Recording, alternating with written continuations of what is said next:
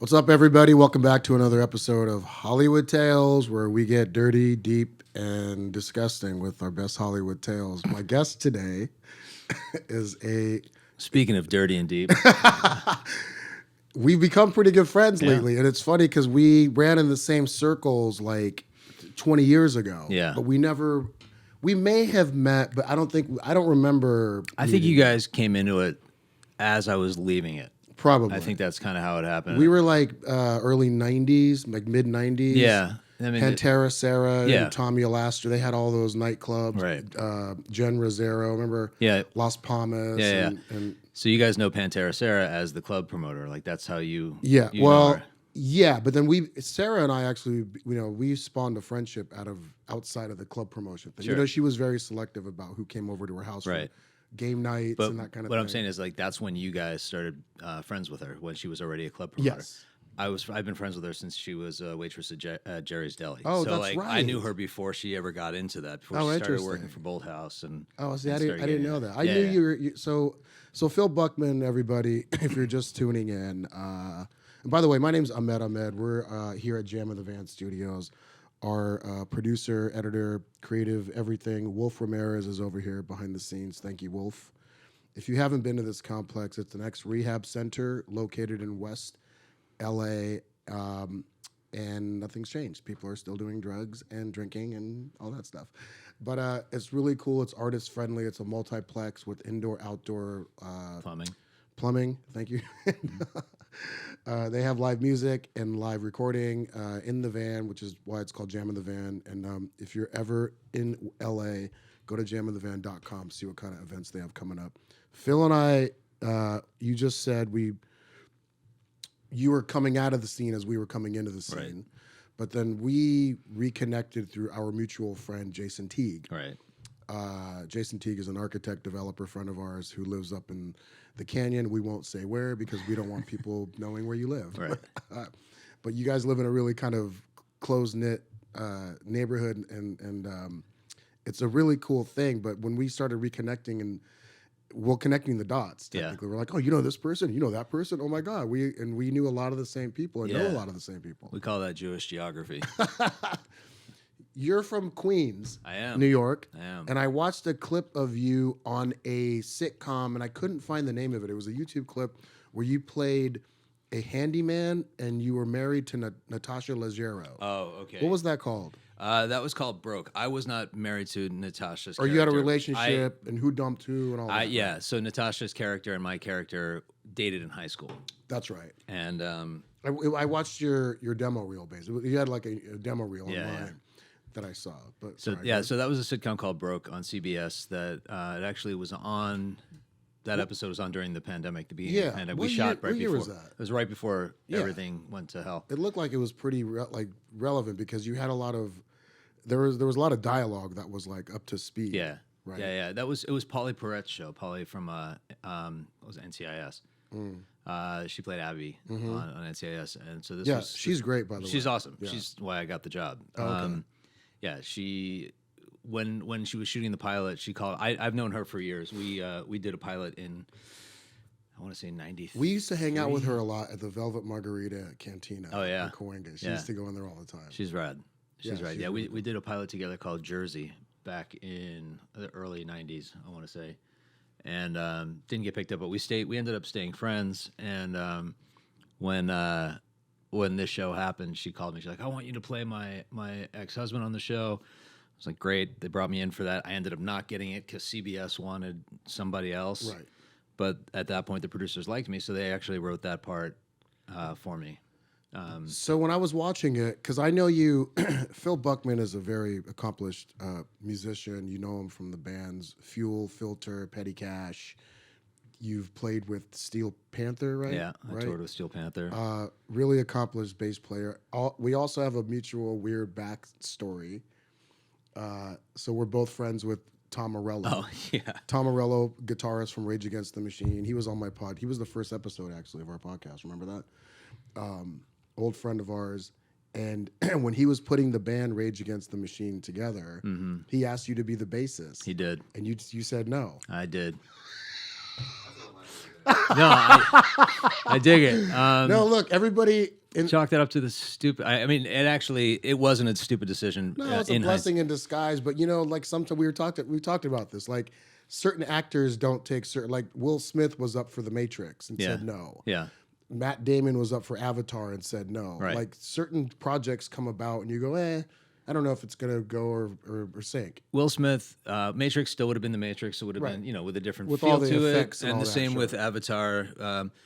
Rage Against the Machine would not have been Rage Against the Machine had I joined the band. From what I understand, Zach, the singer, wouldn't have gone. He wouldn't have joined the band unless he could bring Tim Comerford, the bass player. Right.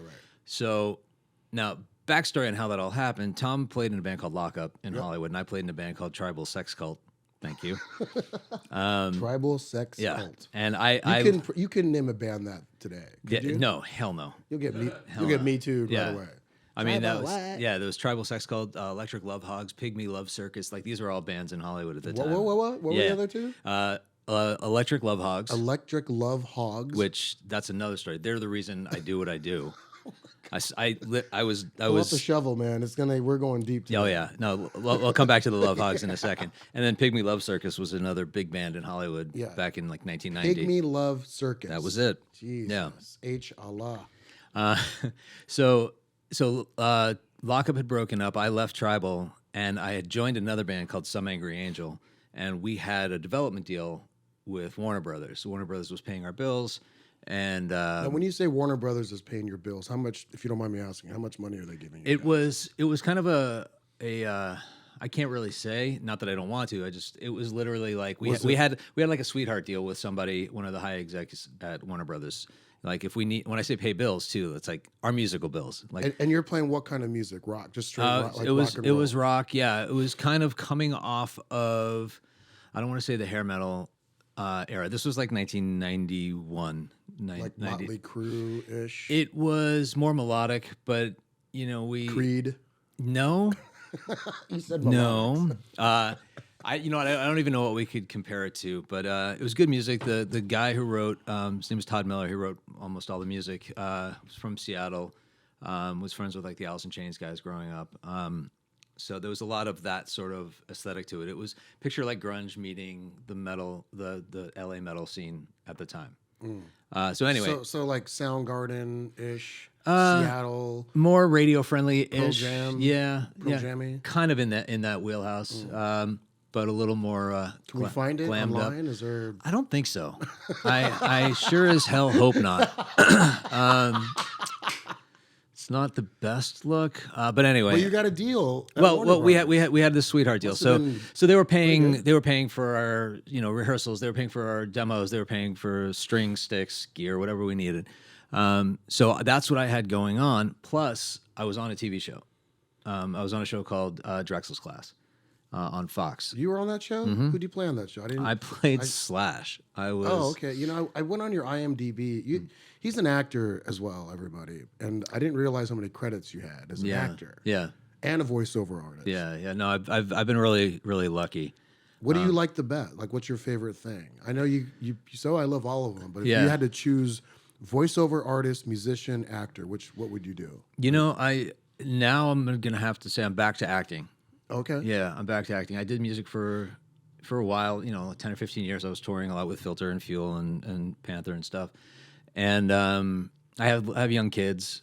Your kids are adorable. Thank you very much. I just realized you just told me today that they're twins, but they don't look like they're twins. Yeah, they don't look at all like fraternal. Yeah, one's like 3 or 4 inches taller than the other. And your wife, Lauren, he's awesome. She's super funny. She's amazing. She's super funny. She tells me to say that all the time. She's incredible. She's honestly one of the funniest people I've ever met. She is. She's rad. She just is full of joy. I don't think I've ever seen her in a bad mood. Is she in bad moods? Just with me.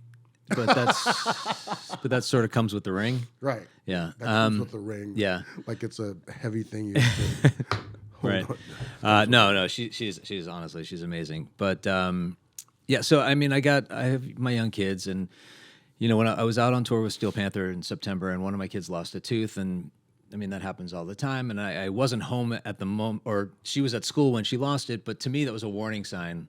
Like, if you keep touring, you're gonna miss more. You're gonna miss these moments. And I did miss a lot, up in in the first 6 years out with Fuel. I joined Fuel when Lauren was pregnant with the twins, and so I did miss a lot, but they were too young to notice. And when I got back from the Panther tour, my daughter Charlie was like, "Are you going back on tour?" And I said, "I don't know, maybe." She said, "I don't want you to." And I was like, That's that. When your scary. sweet little daughter says, "Daddy, don't go, don't leave." They want I don't me. have kids, not that I know of. But Well, you're Uncle Med. I'm Uncle Ahmed. That's it. I'm just going to be the uncle. But I feel like a lot of my friends who are dads, their daughters or their young daughters always have that little like It's a hold. grasp on them, Completely. on daddy's heart.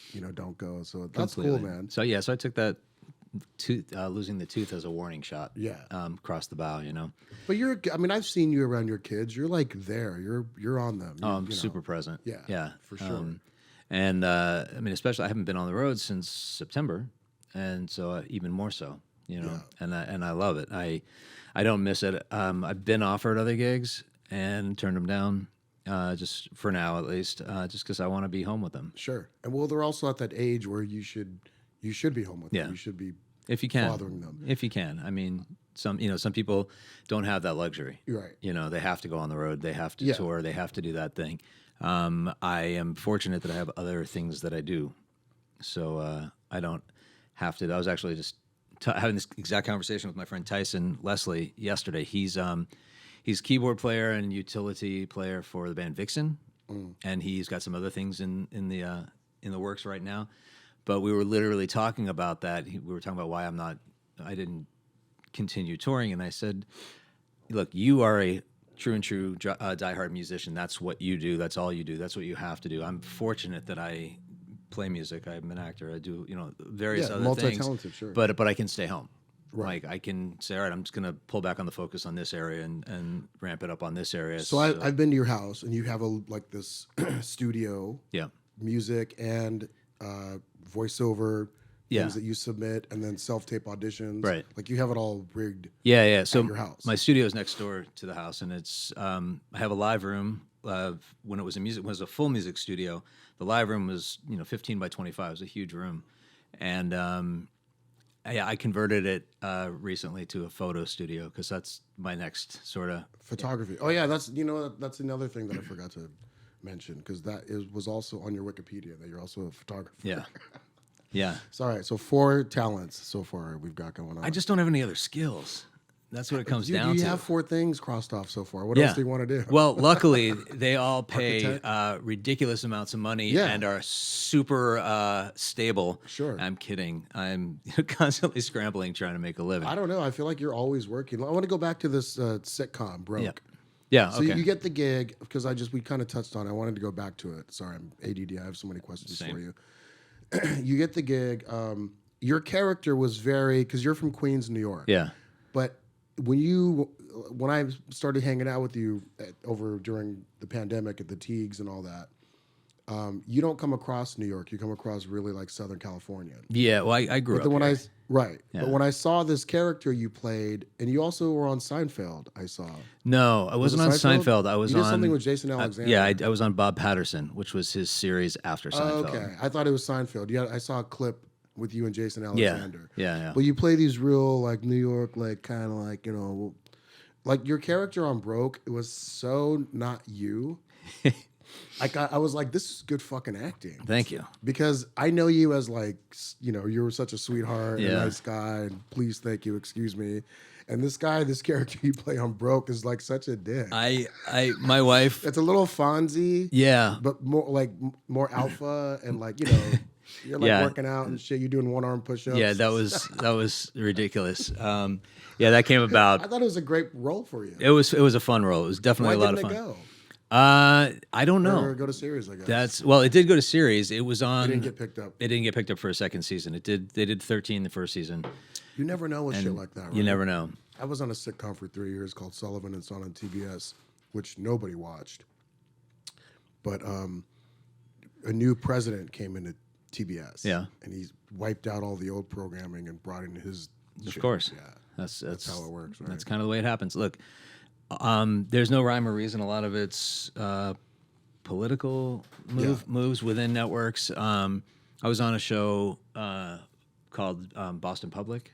Okay. Wait, was that the detective show? No, or- that's what was that? no. Boston Public was the one about the high school. I missed It that. was Shy McBride, Drama. Jerry Ryan, yeah, drama on Fox. And I came in as a guest star for I think 2 episodes. Ended up they were adding me to the rest of the That's fucking the rest of the sweet, run. isn't It was great. That's a great. When you book a TV, because I did, I started out as a recurring character on Sullivan and Son. In season 2, they made me a series regular. Yeah, That's just unheard of sometimes because you just never know. in my career, that's the way it happens. Yeah. Drexel's Class, I came in as a guest star for 1 episode. Yeah. They brought me back for another, then another, 8 times until they upped me to series regular. I was my next series I was on was called Daddy's Girls with Kerry Russell, Harvey Firestein, Dudley Moore, and same thing. I was just a guest star on the pilot, and they made me a series regular on that. Boston Public was the same kind of deal. I was only supposed to be in 2 episodes. Then they ended up boarding me for the rest of the run of the series. That's such a blessing. And in our industry, we call that luck. Right? It's luck. Just raw luck. It's- right place, right time. Yeah. The stars align. Yeah. Boom. It's- and you're ready. Yeah. Because you have to be prepared. That you can't just come in cold. Right. Well, I Unless think you're super good looking, which you are. well, thank you. That happens a lot. Sometimes you're just good looking, and they're like, you know what, we want that person. I think it's what you do with what you do with the character, Yeah. and stuff. And Boston Public, those guys wrote me the best character I've ever had the good fortune to play. It was the deepest, smartest, like most in-depth character I've ever gotten to play, and it worked.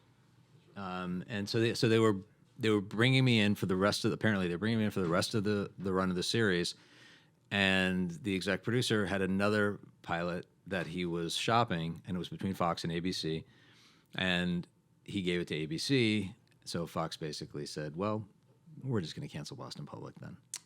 So that's how. So that's my point is I hate that. politics, and they're great. So Natasha Leggero. I want to talk about her for a second because we didn't start out together, but we crossed paths quite a bit for about maybe 5 years on and off at the Comedy Store. I think she's super talented. She's really pretty. She's very funny. Yeah. She's got quick, whimsical timing. I thought your guys' chemistry was really good. What was it like working with her? it was great. I mean, we didn't do that much together. We had. She's a snazzy chick. She was awesome. I mean, Yeah. she was great. But she has what do you call it? She has je ne sais quoi. She she's- has that like snazzy je ne sais quoi, like smart aleck. Yeah, definitely has that, and I Yeah, love and appreciate that. I'm a big fan of her. No, she's great. I mean, funny as fuck. I've loved her stand up for years, and then getting to work with her was definitely a treat. She's very poised. Yes, The way she talks. She She's is. very like from the 40s. she's so above it all. She's and I above it mean all, that in but the best way. She's like a throwback from like the old Yes. old Hollywood. Yes, Darling. she's that kind of shit. she is. Yeah, she's And funny. she's married to Moshe Kasher. Yeah. Who's a really funny guy too. I don't know Moshe. I've seen stuff on their podcast. They have a podcast. Yeah. Right. But again, on that show, Paulie Perrette was the one that I was friends with, or am friends with. So I, hung out with her, and then the kid on the show was like a big music fan and was thoroughly impressed that I was in a band. I was still playing with Fuel at the time, Right. And so I would like go to his dressing room. His mom and Paulie would come in, and I'd play bass for him, and So let's get into that for a second. Yeah. Fuel was considered at the time. What genre was that for you? Like what year span? 'Cause- that I played. yeah, because a couple of bass players came in and out, right? Yeah. So I started playing with them in 2015. I had quit Filter in 2013 and was done. The experience being in Filter made me want to leave music altogether. So Why? I was. It's rough. It was That band or just that band. Right. Was rough. I mean, that was considered what, rock as well, or yeah, heavier Heavier sort of rock. like industrial-ish rock. Yeah, I mean, look, what I'm saying is kind of no secret. I mean, he's gone through a lot of members. The singer, it's his band, and he's gone through a lot of members. Just, I think he's mellowed with age, but at the time he was just a little on the difficult end. Just hard to work with. Yeah, I mean, it just how do I put this delicately? It just wasn't fun anymore. And literally, that was it. Like, I know. I wasn't. I was playing in Filter because it was fun. I didn't need, I was in a fortunate position. I didn't need the money. I had a really good voiceover job that was paying a ridiculous amount of Were you guys touring quite a bit, or was We were it touring more a lot. recording? We were touring a lot. And you're selling out like how many seats? We were playing anywhere from, I mean, we did mostly like clubs and theaters. So like what, like 500, 1,000? 500 to 2,500. Okay. Was probably. And you're touring all over America. All over the world. We did Europe. The best shows, the coolest shows I've ever been a part of were because of Filter. I got to play 4 shows in Iraq on different bases. Cool. A bunch of shows in Kuwait on different bases. The military shows for me have always been the only time I've ever felt that what I was doing was important. Yeah, I've done that. I've done military tours. They're awesome. Yeah. I did it and they're so grateful that completely Americans grateful. come out, yeah. I got to go to Guantanamo Bay and play there. I did that with Filter, and then became friends with the MWR people, who are the people that booked the acts, and convinced them to bring Petty Cash over there. Petty Cash is the Tom Petty, Johnny Cash band. Let's pause on that for a second, because I want to talk to you about Petty Cash. But moving in and out of Filter, yeah, did you leave or did they let you go, or was it amicable? Well, if you ask me, I quit. If you ask them, they fired me. Now, isn't that always the case? But I broke up with it. Well, here's the story, and then you can decide. Okay? We were doing a tour with Stone Temple Pilots. We had a month left to go. You're opening for Stone Temple Pilots. They're what was that like? It was great. It was with when Chester Bennington was singing for them, so that was awesome. Chester was the band members got along, and yeah, they were. You always hear horror stories. No, they were awesome. Bands always fighting, Motley Crue and Poison. And no, those guys were great. We've never had any animosity with any bands. Well, I've never had any animosity with any bands. I can't say the same about members of the bands that I was in with other bands. But anyway, yeah. So totally lost my train of thought there. Leaving the band. What were we talking about? Exactly. Who fired who? Thank you. So I was. Thank you, Wolf. I mentioned that I had this voiceover job. Yes. And that was starting to get taxed because of my schedule. And the voiceover job was my bread and butter. There's no way I was giving that up. So, what are you doing? Commercials? Yeah, I was the voice of Carl's Jr. Oh, you were? Yeah, for like 16 years. I didn't know that. Yeah. Like what? Just give us a quick slogan. Without us, some guys would starve. Thank you very much. Is that? Huh? You gotta pay for that. They don't use that account anymore. Was that the one where the guys like sitting there like salivating over a burger? Yes. Oh, okay. I did all their commercials except for 2. I didn't know that about you. Yeah, I did all their commercials except for 2 in 16 years. And don't tell me how much you made, but approximately, like, what were you clocking doing that kind of work? Just for the people out there that might want to get into voiceover work. It was that job that paid for my house. Okay, so you made some money. Paid for my cars. You live in a nice house. Paid for my first divorce. Yeah. That was good money. That was great money. So... stand-up comedy might be in your future. Truth. Yeah. So anyway, so a month left on this tour, and I tell the guys, listen, I gotta leave. I can't give up this job. So at the end of this STP tour, I'm out. And they didn't want me to go, and they were begging me, no, please don't go, please don't leave, please don't leave. They had another tour booked for that was supposed to start like a week or 2 after that tour. This is Filter. And how did you guys? and so I helped pick my replacement. I'm the one who you gave your 2 week notice. You found a replacement. I gave a month notice. I found the replacement, and I reached out and like, dude, if there's any questions, you come to me. I'll help you. Get in line. And these guys were, please don't go. Please don't go. The tour manager, please don't do it.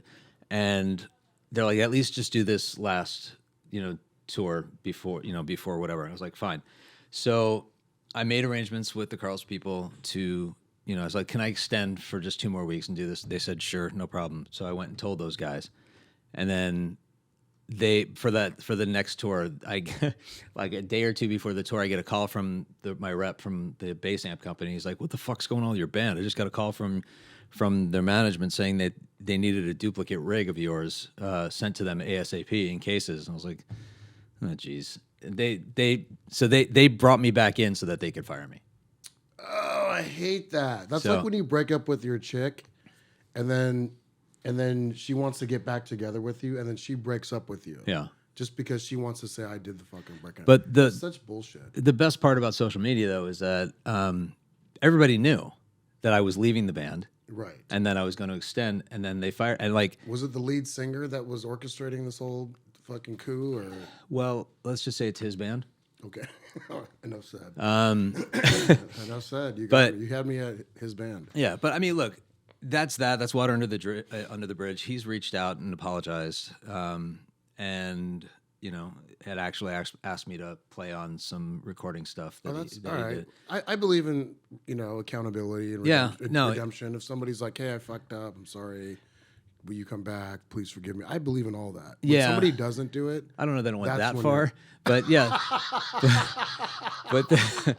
But there was definitely, hey man, like I'm sorry for the way things went down, and I forgave him and everything was cool, and he asked me to record on another thing, and I have you since? Or? No, I said, listen, I appreciate that, it really means a lot, but there's just some paths I choose not to go down again. You're dead to me, kid.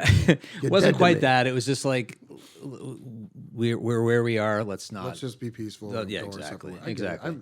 I'm in the comedy business, and comedians are very cutthroat, backstabby. Yeah. We've talked about that, conniving and this, that, and the other thing. And so there are beefs or roads that I've sort of closed off with certain comics and don't wish to repeat them and go back to them. Even if they come back and say, hey, can we blah, blah, blah. No, totally. Hey, man, wish you the best. I'm making a right, you make a left, and I'll see you on Judgment Day. Yeah, and it's all good. It's all, like I said, it's all water under the bridge. And, that was a couple years ago. So how do you get into Fuel? So I get into Fuel. So Fuel and Filter had toured together. I became really good friends with all the guys in that band. Really talented band, by the way. Yeah, really talented band. And I feel like the music was, I don't know, what do you think of Fuel, Wolf? But what would you consider their genre? They're alternative rock. Alt rock, right? Yeah. A little Nirvana-ish. Yeah, I mean, it all came around that same era. Yeah, the same 90s, late 90s. They were late 90s, early 2000s. Right. So I did, when I was in Filter, we did a thing called Shiprocks, which is one of those big rock cruises. And Fuel was I remember those. Fuel was on, they still do it every year. Poison used to do those.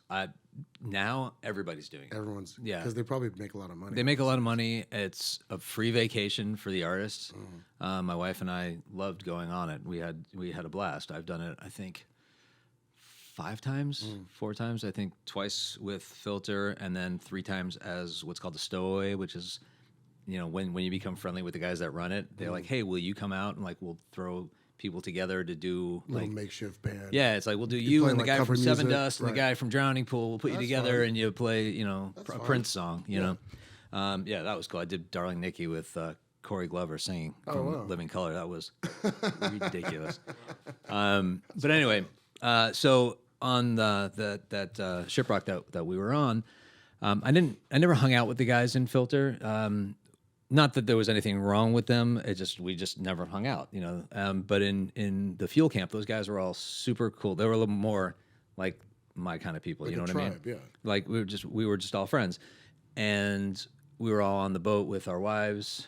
Girlfriend. My wife was my girlfriend at the time, and so it was literally Lauren and myself hanging out with Brett and Abby, this is a singer and his wife, and Andy and Annika, the old guitar player, and Brad and Mary, his wife. And we were the dynamic team on that boat. So we became friends. Brett and Abby Did the wives get along? completely. Rockstar Wives. Yeah. Oh no. What's that show called? Basketball Wives or something? There's one. There's a show about like. There's one about Rockstar Wives too. That's what it's called. Rockstar. Or is it Rockstar Wives? Yeah. Well, there's both. Yeah. But your wives got along. We all got along. That's so important. Yeah, totally. You don't want cat fights on a fucking cruise. Not at all. Not at all. So, but anyway, it turns out that Brett and Abby lived 2 exits away from us, and so we became friends back home, and we hung out all the time. And at this point now, I'm out of Filter, and I'm not playing in any bands, but we're like there are people like we're hanging out with them all the time. Lauren is pregnant now, and I get a call from Brett. I was on a Friday, June 3rd. Remember the day, in 2015, left me a message. He's like, dude, I need you. Brad Stewart was the bass player. Brad's brother died this morning out of nowhere. He was a 40-year-old firefighter, had a heart attack and dropped dead. He's like, Brad's brother died this morning. I need you to learn my set and be on a plane on Monday because we start a tour Wednesday. Is Fuel already Fuel at this point? Oh, yeah. They're already like a big band. Yeah. So you got kissed into the deal, well, because he knows you're a great bass player, but also because he trusts you. He's my have a friendship. Yeah, he's my buddy. And it was supposed to be for a week or two, and I'm like, shoot, I didn't know. I didn't want to do music anymore. I was kind of done. Yeah, Carl's Jr. was paying the bills. Yeah, that was paying the bills, and I had gotten married and was having kids, and I was But ready. when you get a call from the lead singer of a big rock band, Yeah, and says, "Hey, I need you to come on tour with me," you cannot say no to that. yeah, you can. You can. Would you, Wolf?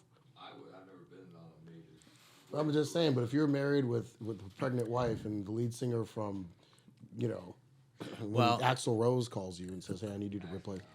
Well, it's funny you say that because I did just get recently a call from Steven Adler's camp. Oh, the drummer, to tour with them for the summer. And really? And I said no. So yes, you can say no. And hey, I respect your integrity and your, and nothing. I love Steven. I think he's the nicest guy, and I'd get to play all those classic Guns N' Roses songs that I grew up, listening to. What happened to their basses? Their bass player he also plays in Slash's band, coincidentally enough. Slash Miles Kennedy and the Conspirators, that whole thing. So he was out on the road with those guys, and that's his priority because that's a bigger look. His paycheck's bigger, obviously, for that one. Sure. And so they were looking for a new sub for Todd, for Todd Kearns, the bass player. And Steven Adler's main, his right-hand man, Steven Sprite, is an old friend of mine from like my gym rat days, like in 1990. And he called me up and he's like, "Hey, would you do this? We got like 10 or 15 shows coming up." And I was like, honestly, I want to be home with my family, and I don't have the time to. I don't blame you. I don't have the time to. I mean, doing the shows is one thing, but it's taking the time to being away learn from all the material. Yeah. Like even that, like you're locked in a room in your house, you don't see your family, and it was an honor to be asked, but my priority, I made the decision to stay home and try to launch this photography business and do that. So that's what I decided to do. What's the process when you get hired to work with a existing band and you have to learn their music? You said you lock yourself in a room. Yeah. What do you read the music, put your headphones on? I put the headphones on. How do you capture and mimic what they're already doing? So what's your process? I take all their songs and I load it into Pro Tools, which is audio software, recording software. And first thing I do is I press play, listen, and I listen to a part, and a part will repeat. And then as soon as it changes, I stop, I cut it, and then go on to the next one. So I literally make sections. So my screen looks like blocks, right? It's like memorizing lines. Yeah, a line at a As an time, actor, a line at a time. You memorize a line, you memorize 2 lines, then you put them together, then you go on to the third line, memorize the 3. But I'm saying okay, so you're saying musically as a bass player, you're doing that. Yeah. So memorizing. and I learn by listening. I'm self-taught. I don't read music. I've never taken lessons, and I teach myself by listening to the music and figuring out what's A lot what. of great musicians do. When Tom Morello was on the podcast, he said he was pretty self-taught, although he did have a teacher Yeah. younger. Like he took a few guitar lessons younger, but Yeah. he's pretty self-taught. I've taken a couple of lessons, but nothing that I would say were musically fundamental. It's more like technique stuff. Like Right. how do you do Tom said the same thing. Yeah. He said, remember that, Wolf? He's like, I'm a technician. I'm Yeah. not really a naturally. Yeah. His son, Roman, he's this kid shreds. He's Yeah. like 12 years old. I've heard. But Tom, like, he's more of technician-y. Tom is like a mechanic. Tom is the best at what he does. Tom doesn't play just guitar. Tom plays his guitar. He plays his effect pedals. Yeah. And he plays DJs copy him. sound. Yeah. Like world famous DJs go to Tom to find out how he's doing these all these weird riffs that he does. Tom, Isn't that amazing? he found an incredible niche. I mean, some of the stuff that he does, you look at it and you're like, that's the simplest thing in the world. And I don't mean any disrespect by that at all. It's he found it. Yeah, it's like he took something so brilliant, flipped a switch on something, tweaked a knob to get a sound, Yeah. and you're just like, what the hell? Yeah. And you're blown away, and then you look at it and you're like, it's brilliant. Yeah, You know? I mean, because I asked him, I said, how do you come up with all your weird riffs? And he's just like, you know what? It's very much like, he pulls out his tools. Yeah. And he starts going to work on the car. Yeah. It's really, really incredible. Most people, like if you get an effect pedal, you plug it in, you get a sound, you're done. That's it. Like, oh, my delay's gonna go blah, blah, blah, blah, and that's gonna be it. Tom gets in there, plays and tweaks, remembers what he does, and plays that. So he actually plays more than just guitar. He plays his effects pedals, and there's nobody better at it than he is. He put out 2 albums, Atlas Underground 1 and 2. Is it Atlas Underground? Right.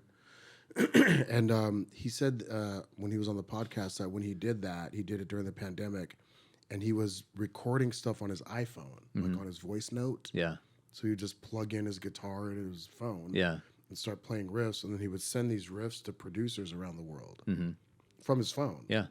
And that's how he made his two like hit, cult hit albums. Technology's grand, It's isn't it? grand, isn't it? I've done commercials that have been on the air that I've recorded on my phone. Oh wow, really? Yeah. I'll be out on the road and somebody needs something yesterday.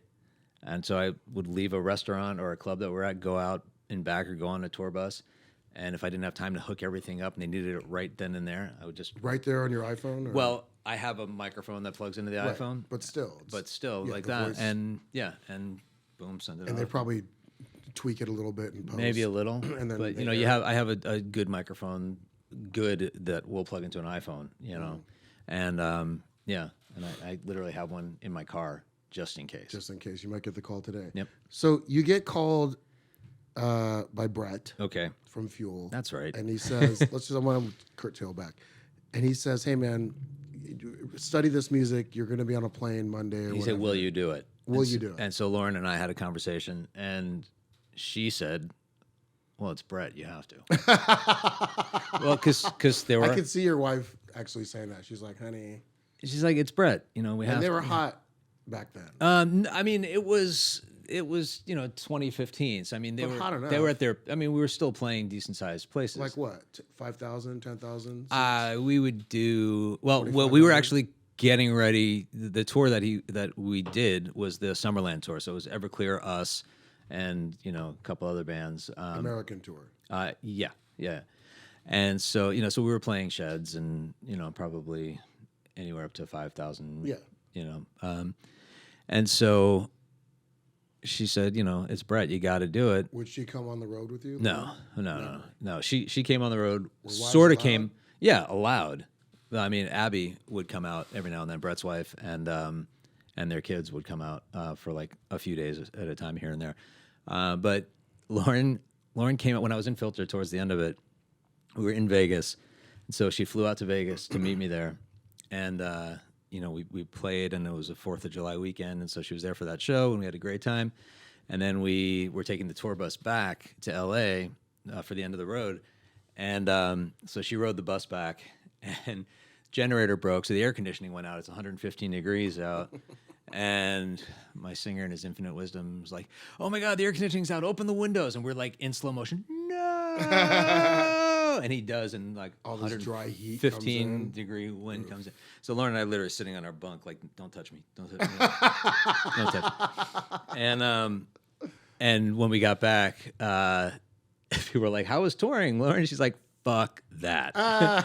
So she's like, "I'm never doing that crap again." I mean, it's touring is not glamorous by any means, unless you are super A-list and you're flying private jets and you're staying in nice hotels. Yeah. But the level that I was touring in, even like in Steel Panther, which was a higher level surprisingly than Fuel and Filter. In what standard? Bigger places, bigger crowds. Steel Panther's got rabid fans. Sure. And we, that's my first show. Steel Panther? You like them? Yeah, they are.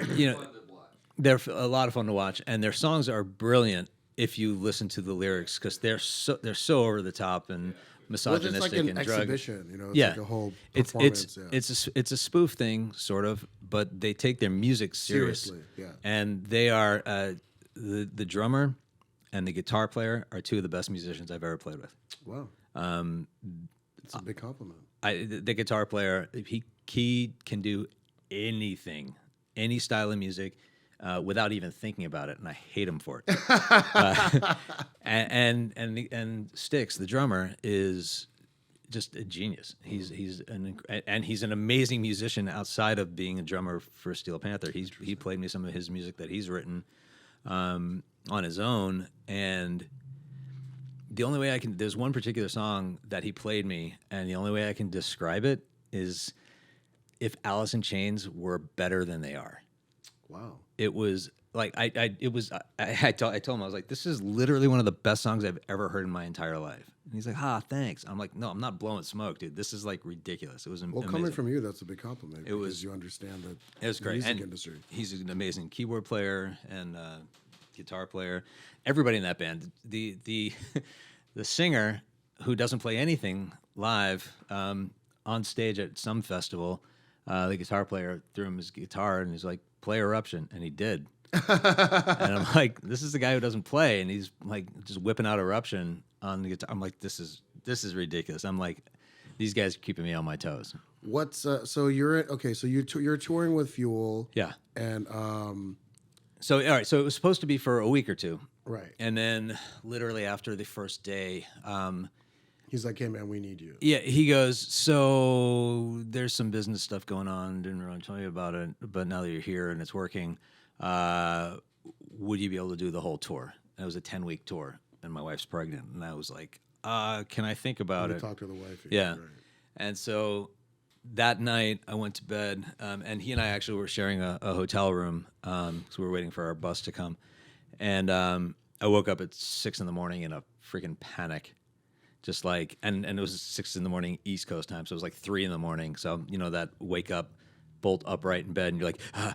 And so I literally sat there from 6 in the morning until he woke up at whatever time, just basically staring at him like, "Get up, I have to talk to you. Get up, I have to talk." And I just said, like, "Dude, I can't do the tour. I mean, I'll stay with you for a couple weeks, and I'll help you find somebody."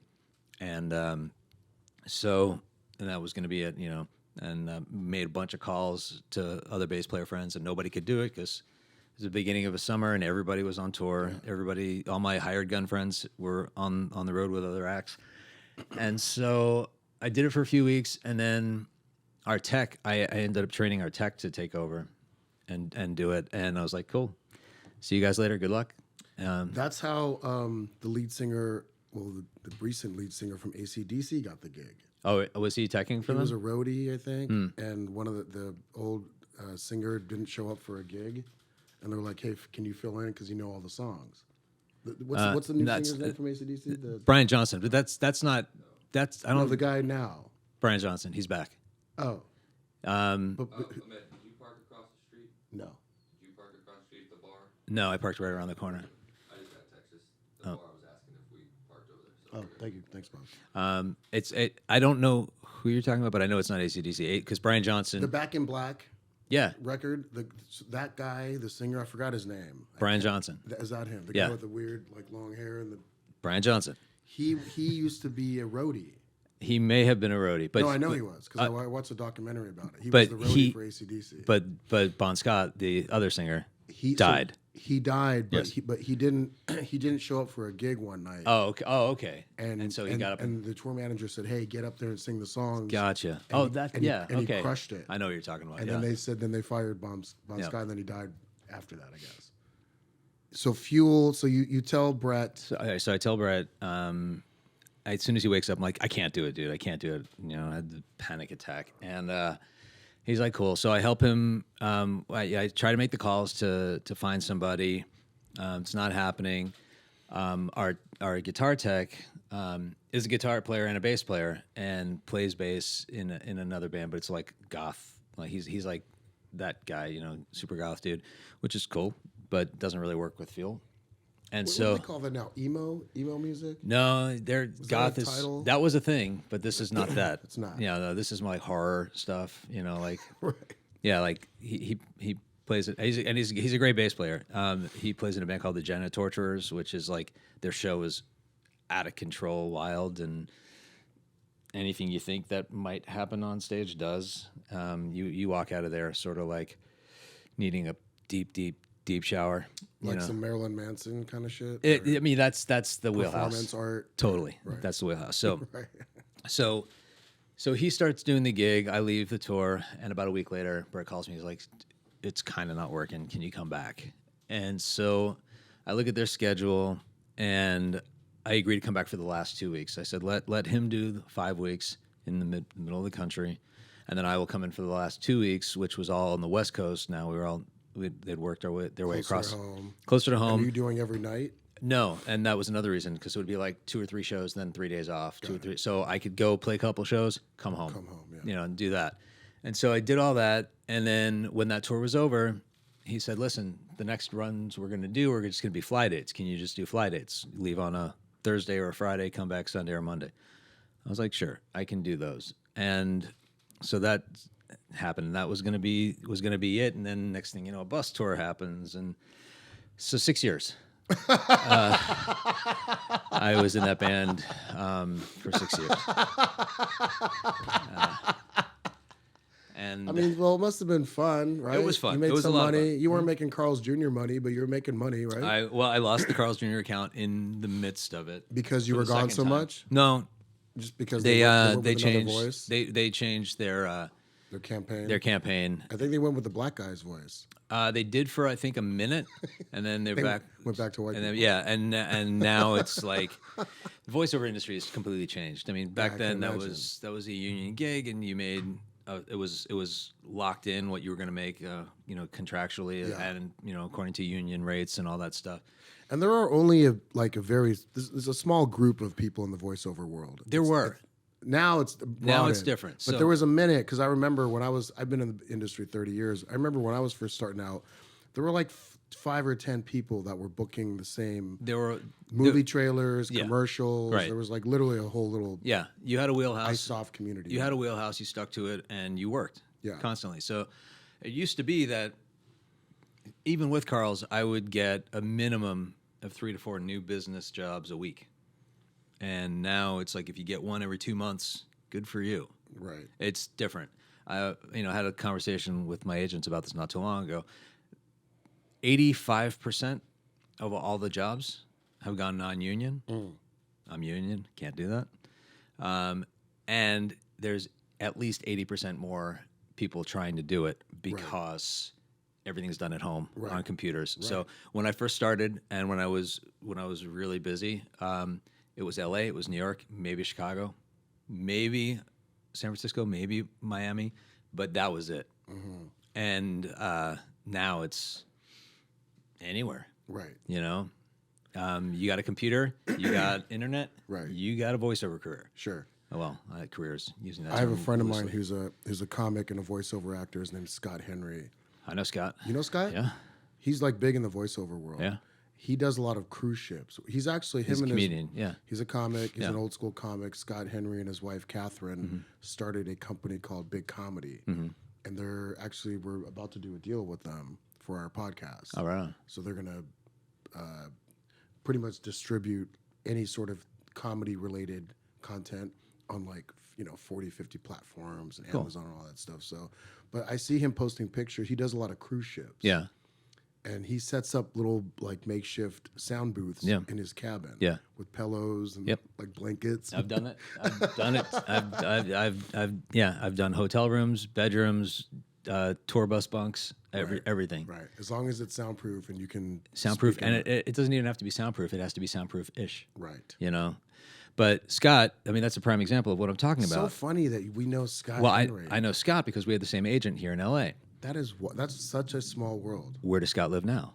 He's in Kentucky. Exactly, and still doing it. Yeah. Because of the technology, he can go Exactly. and live wherever you want. He told me, he's like, fuck LA, fuck New Yeah. York.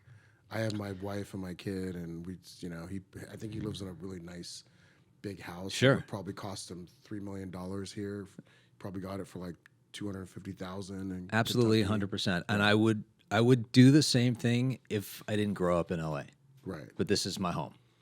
If I came here for the business, and technology is the way it is, especially with on-camera stuff. I'm doing all my auditions at home now. Yeah. Well, there's no reason to be in LA Sure. for me, except for the fact that I grew up here. I technically kind of grew up here. I'm not a big, I lived in Asia for 2 years and I left LA because I got sick of it. LA is one of those places, it's a love-hate relationship. Yeah. You love it for a while, then you leave, but then you miss it. But you know where I live. I know where you live. Doesn't feel like LA. It does not. You feel like you're in the country, Yeah. kind of. A good friend of mine said, people move to LA for the 3 W's: the women, the weather, and the weed. Okay. And you pay that 13.5% tax or whatever the fuck, Yeah. for all that. Yeah. But I feel like want to phase out of here at some point and go to another state, maybe another country again. Yeah. I just feel like with the homeless and the politics and all this shit going on, It's a lot. It's a lot. Isn't It's it? a lot. And I mean, I have roots here with my family, not just my wife and kids, but my parents are in LA. Yeah. I met your. Was it your? No, it was. It was Lauren's dad. Sorry. Oh yeah, Lauren's dad. And they live in the Bay Area, so they're down all the time. Her dad, his wife, and then her mom as well. They're constantly, in and out of our house, so we're close. Yeah. So to move to, my dream would be Costa Rica. Okay. Doesn't work for family. Right. If I were a single guy with no kids, perhaps. Although it's not that far of a flight. No, it's not. But it's not like, But I feel what hey, you're we're gonna go. Pop over to. Can you Costa come Rica. down Yeah. for a week? But yeah, so and like I said, you've been up to our house, to our neighborhood. Our neighbors. We're all like a tight. Oh yeah, no, it's community. super. It's very, very tight knit. I like that. No, I love it. I haven't experienced that in a while. Same. So when I go up to Jason and Brittany's, when they introduced me to all of you guys, I was like, this is really It's bizarre. well. It's In the best possible but way. culturally and from a tribal standpoint, everybody goes to each other's homes. Yeah. You share food. We share the very rarely pool. plan parties. They just sort of happen. Yeah. And when I say parties, we're making dinner and a couple families are walking past our house. Come on in. And they stop in to say hi. Next thing you know, we're You're breaking pulling out bread. more food. And, Yeah. And all of you have kids that are all the same age, Yeah. which makes a lot of sense. It's- It helps, I think. It's right? amazing. Absolutely. When I've been in this. Of this new breed of people in the neighborhood, I've been there the longest. I've been there 18 years. Lauren and I were trying to move out a couple of times, and for whatever reason, it fell apart. People were trying to buy my house, backing out of the deal or having a premonition. I had one person like, "Oh, yeah, premonition." I'm like, fuck your premonition. But for whatever reason, it fell apart, and then she was pregnant, and we're still there, and we're still thinking about maybe we got to move out. There's no kids in this neighborhood, and we're isolated. We're out in the middle of nowhere. And one day we were walking, and we saw Eddie Ift, stand-up comedian, and his wife Lauren, the other Lauren, walking, pushing a baby stroller.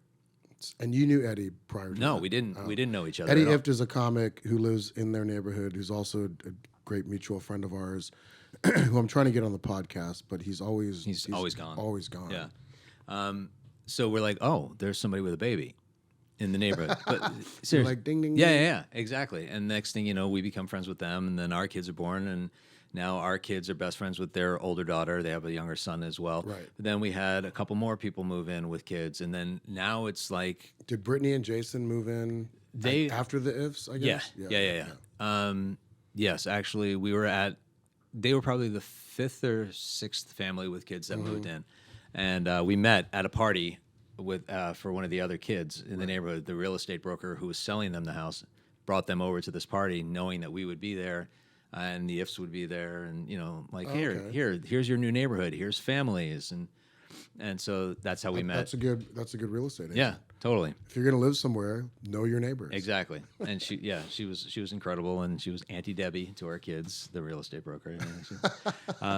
Super tight community. But so now there's like at least 26 kids that are within Yeah. that same age range. No, that whole neighborhood's really cool, man. Yeah. I mean, you see me up there a lot Yeah. for one reason, to get out of Venice Beach where I live, Yeah, to go up, just be around like normal families, yeah, and have some peace and quiet, because it's in the middle of nowhere. It's Yeah. beautiful up there. It's heaven. I have two questions for you, and then we should wrap it up. I want to circle back to the Rage thing Okay. really quick. all right, Tom Morello, guitarist from Rage Against the Machine, asks you to be his bass player. Right. You say no. right, He ends up hiring Zach and Tim. Brad as the drummer and Brad Tim. Wilkes is the drummer. But you went to a high school with Brad Wilkes. So here's the funny thing. So when Tom Brad Wilkes is the drummer from Rage Against the Machine. Right. I just want to So when Tom called me up to join the band, like I said, I was in this band, Some Angry Angel. We had a development deal with Warner Brothers, so we were getting money thrown at us. I was on a TV show, so I was busy. And here is a guitar player from a band that I had played shows with, my old band Tribal Sex Cult and Lockup played shows together. He called me. He's like, "Hey, I'm putting the thing together. I want you to play bass for me." I said, "What do you have?" He said, "Well, we don't have a singer yet. I have a drummer who is filling in on a Europe tour with this band Pearl Jam." Was Pearl Jam big at the time? No, that's why he said this band, Pearl Jam. Don't you love these stories, man? And It's just unheard of. Like some of the biggest band, like people in the world, and then you just back then they were nobody. back then they were nobody. I saw Pearl Jam. I didn't know that, by the way. I didn't know Brad played drums for Pearl Jam. Well, he did. I think he filled in on a tour filled for them after Dave, their original drummer, backed out. And Brad and Eddie, the singer for Pearl Jam, were in a band together in San Diego. I think in San Diego. It's called Bad Radio or Indian Summer. Eddie was in both those bands. I forgot which one Brad was in. But what Tom didn't tell me was that it was Brad. He just said, "My drummer is playing blah, blah, blah." He didn't know that you guys knew each other. He didn't know we knew each other. Oh, interesting. I would have taken the gig If you knew that. if I knew that, because Brad was a friend of mine. Interesting. But again, it wouldn't have been Rage Against the Machine because Zach wanted to come with Tim, and Yeah, it would have been Fuel. it would have been something. And if I'm going to be honest, back then I wasn't a great player. I was great at playing the songs from Tribal Sex Cult, but I couldn't do much anything else because I had just started playing bass maybe a year or so. And you said or 2 years. you're self-taught. And I'm self-taught, yeah. So I could play our songs great because I wrote those parts, but to like jam with people, I would have been in way over my head. So I probably wouldn't have kept the gig. It's all right. Everything happens for a reason. Yeah. You ended up having a great career regardless, but I thought it was an interesting story because that happens a lot. It happens a lot. You just never know. You just never know Yeah. who's going to pop. Yeah. My last question, and just to wrap this up with you, and thank you so much for making time. by the Absolutely, way. man. Do you want people to know your Instagram and all that, or Instagram is it's private. So if I don't know you, you can request, and I just won't accept you know what? Just Google Google Phil Buckman. There's a lot of stuff on you online. I didn't even realize. My last question to you is, so you're sober. Yeah. Yeah. Okay. I'm not program sober. I made it. No, but you I don't drink. You made a conscious decision. Yeah. But there was a time in your life that you were drinking, doing drugs, smoking weed. Not doing drugs. I was never Were you into a drugs. drinker? I mean, I'm the You're on tour with like these awesome rock bands. Yeah, like, you must have been and partying. every now and then I would turn it up, but I was never. You weren't crazy. No, I've never been crazy. I'm knock on wood. Knock on wood. I'm about as normie gets. And I get that about you, but like, what made you quit 100% cold turkey? Drinking, I every now and then I would go through. I would say like, all right, I'm going to quit for a month just to like shed some weight, get into shape.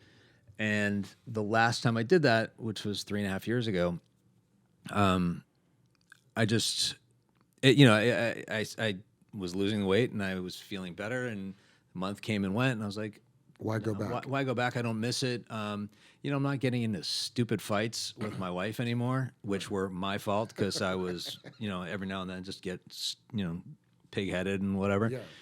Alcohol does that.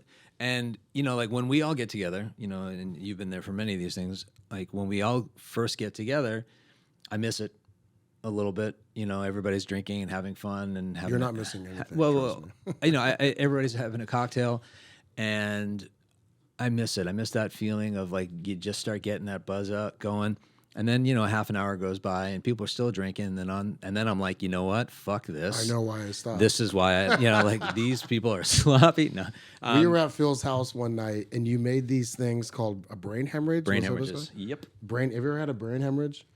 It's basically It's gross. It's disgusting. what is it again? It is peach schnapps.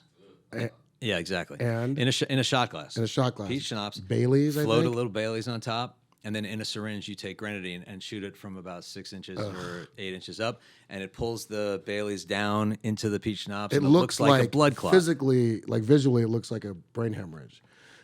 So we're all doing shots that Phil's making. He doesn't even drink. Yeah. He's making these at his fucking house, and we had like I think 3 or 4 of them. Easily. They And go I down felt real so easy. great that night, but I woke up like a fucking truck hit me the next morning. You That's are- why it's called a brain hemorrhage. You are so very welcome. And I learned that. I learned that drink in college at a progressive party in a fraternity house, and I've taken that. So, this is why everybody should stay in school. This is what I got from school: is how to make a brain hemorrhage. Right. 3 years at San Diego State before I quit to play in Tribal Sex Cult. You were the guy. Yeah, making the brain hemorrhages. That's what I got out of college. That's hilarious. Yeah. Well, hey guys, that's another episode of Hollywood Tales. Phil Buckman. Thanks, brother. Thank you, my friend and brother. Wolf Ramirez over here, producing, directing, editing. Jack Higgins, Jake Kotler, Dave Bell, the owners at Gem of the Van, Jake Trainer, our venue director. If you've never been here, it's at 3384 Motor Avenue, right here in West LA. It's an awesome place. Go to jaminthevan.com. They have live music, live comedy, our podcast. Stay tuned for our next episode, and we out. Thanks.